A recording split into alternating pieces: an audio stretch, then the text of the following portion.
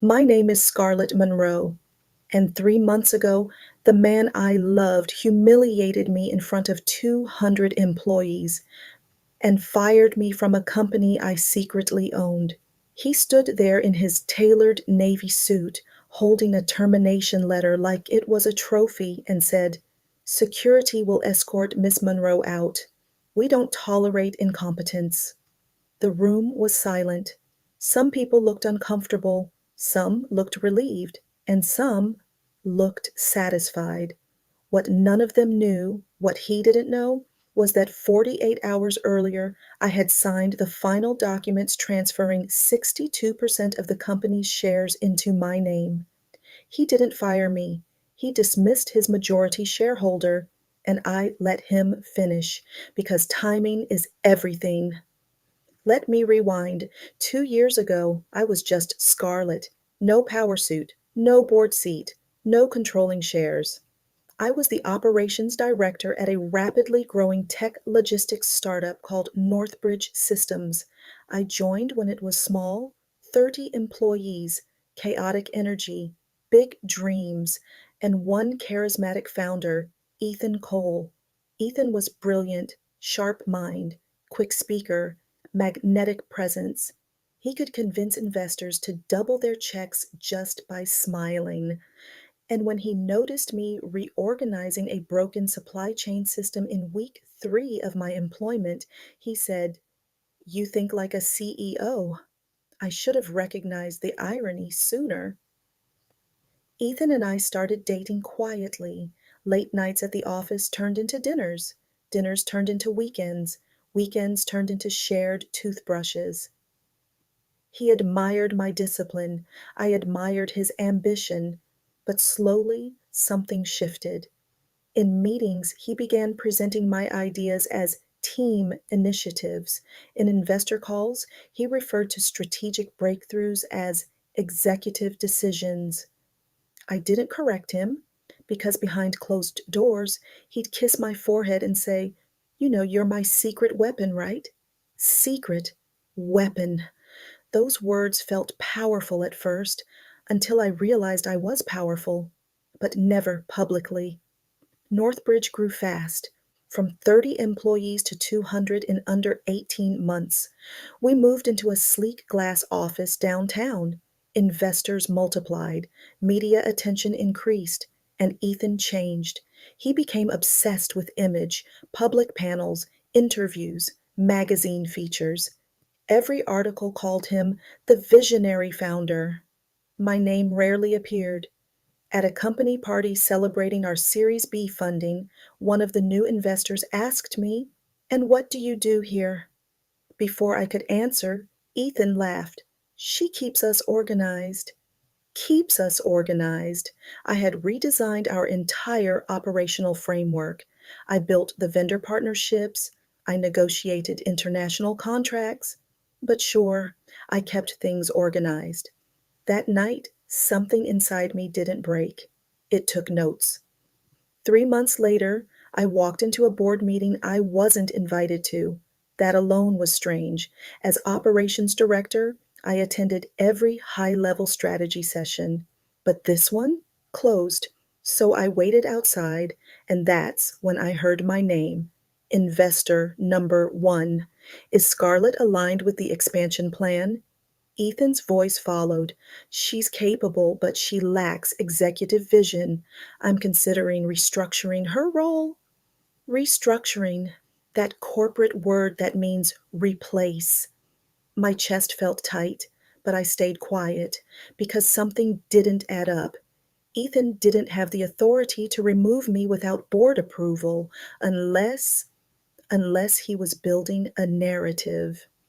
2 nights later, Ethan fell asleep on the couch while reviewing financial projections. His laptop was open. I wasn't snooping, I was looking for a shared document. But instead, I saw an email thread. Subject line: Post Transition Leadership Structure. Attached file: Operations Exit Plan. My exit plan. He had already drafted a public statement about organizational evolution. He planned to phase me out within the quarter, gradually, quietly, without confrontation. The worst part? He justified it by saying, Scarlett is emotionally attached to systems that need disruption. Emotionally attached to systems I built. That's when love ended and clarity began. Here's something Ethan underestimated. I negotiated my initial contract carefully. When I joined Northbridge early, instead of taking a higher salary, I took equity, significant equity. And during Series A funding, I purchased additional shares quietly through a personal investment vehicle. He assumed I held around 18%. He didn't know I had increased it to 34%. Still not majority, but enough to matter. Then something unexpected happened. One early investor decided to exit. He wanted liquidity fast. Ethan didn't have personal funds to buy him out, but I did. Through a holding company registered under Monroe Capital Holdings, I acquired that investor's 28% stake. Legally, cleanly, silently. That brought my ownership to 62%. Controlling interest? I didn't announce it. I didn't confront Ethan. I waited, because arrogance always exposes itself. 3 weeks later, Ethan called an all hands meeting. I knew. The air felt different, forced, performative. He stood at the front of the glass conference hall. Northbridge is entering a new era. Corporate tone, scripted confidence. He talked about agility, vision, streamlining leadership. Then he looked directly at me.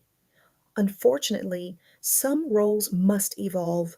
Scarlett Monroe will be stepping down from operations effective immediately.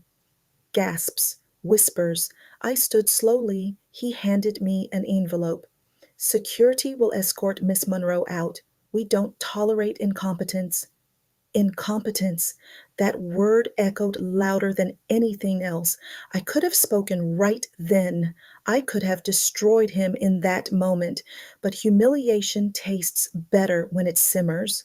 So I took the envelope, smiled, and walked out.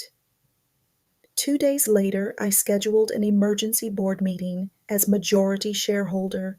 Ethan looked confused when he received the notification. He called me immediately. You don't have authority to call. I do, I said calmly. Silence. You're bluffing. Check the cap table. He hung up. 10 minutes later, he called back. His voice had changed. What did you do? I invested. The boardroom was colder than usual. Ethan sat at the head of the table like always, except this time the legal team sat beside me. I opened the meeting. As of last week, Monroe Capital Holdings acquired majority shares of Northbridge Systems. Papers slid across the table. No theatrics, just facts. Investor number 2 adjusted his glasses. So, you're the controlling shareholder? Yes. Ethan's jaw tightened. You went behind my back. I met his eyes calmly. You drafted my exit plan before informing me. The room shifted. Power is quiet, and for the first time, Ethan wasn't the loudest presence. The vote was procedural. With 62% ownership, I didn't need persuasion. Motion to remove Ethan Cole as acting CEO effective immediately. Hands raised one by one. Even his longtime ally hesitated, then complied. Ethan stood abruptly. This is betrayal. No, I said softly. This is restructuring. The same word he used for me. Poetic symmetry. News spread quickly. Tech blogs reframed the story. Founder replaced by majority shareholder.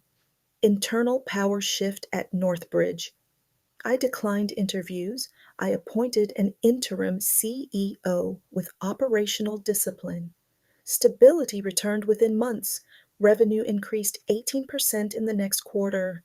Investors felt secure again. As for Ethan, he tried to negotiate, apologize, reconcile, but respect cannot grow where recognition never existed. Here's what I learned: never shrink your contribution to protect someone else's ego. Never let love convince you to accept invisibility. And never assume silence equals weakness. Because sometimes the quiet woman in the room owns the room. My name is Scarlett Monroe. He thought he was firing an employee. He was dismissing his majority shareholder. And the day he tried to erase me was the day I signed his removal.